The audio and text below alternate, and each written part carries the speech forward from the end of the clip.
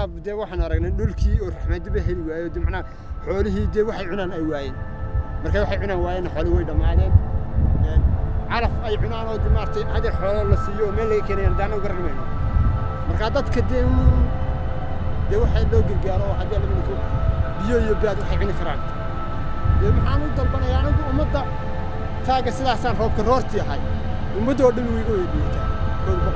boqolaal ummadda marka biyo baad mid kasta u baahan